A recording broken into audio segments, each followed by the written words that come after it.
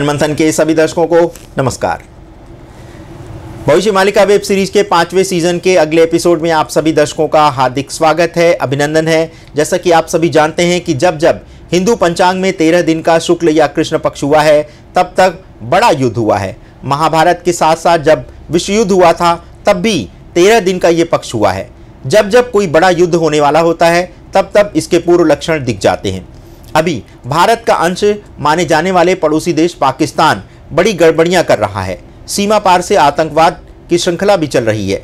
पिछले वर्ष 11, 12 एवं 14 जुलाई 2021 को उत्तर प्रदेश में कई ऐसे आतंकवादी पकड़े गए थे जिनकी योजना पूरे भारत में बम ब्लास्ट कर उसे दहलाने की थी।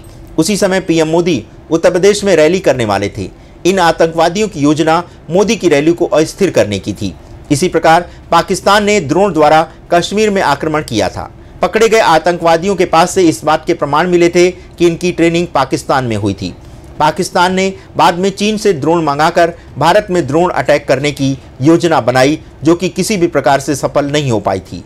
ऐसी भी जानकारी मिल रही है कि मोदी सरकार ने किसी दुश्मन देश पर पहले आक्रमण करने की गुप्त योजना बना ली है, किंतु इसकी जानकारी मीडिया में अभी सामने नहीं आई है। ऐसा पहली बार होगा कि भारत किसी देश पर पहली बार आक्रमण करेगा।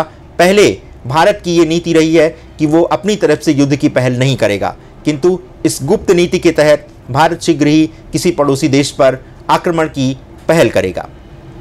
भारत साउथ चीन समुद्री क्षेत्र में 6 इंडियन युद्धपोत की तैनाती कर चुका है। भारत की नेवी, एयर और आर्मी की संयुक्त टीम समुद्री क्षेत्र में युद्ध अभ्यास कर रही है।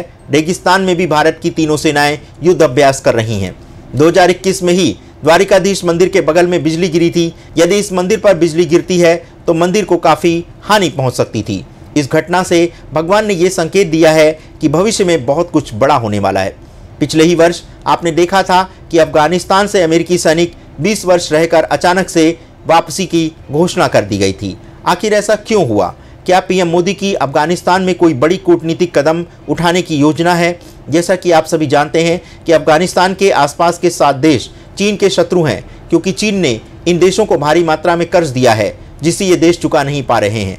ऐसे में जब चीन इन देशों पर कब्जा जमाने की कार्रवाई करेगा तो ये देश भारत की सहायता लेकर चीन से मुकाबला करेंगे। इस कार्रवाई में भारत के साथ साथ रूस भी सहायता करेगा। रूस पहले से ही अफगानिस्तान के सीमावर्ती सभी 7 देशों को मिलिट्री ट्रेनिंग दे रहा है।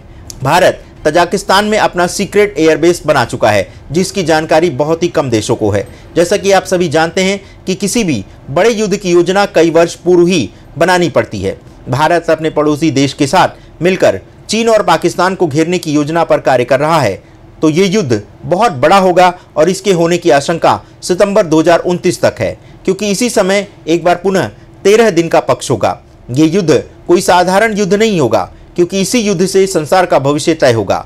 महाभारत युद्ध से भी बड़ा ये युद्ध होने वाला है, क्योंकि इसके पश्चात संसार की 90% जनसंख्या समाप्त हो जाएगी।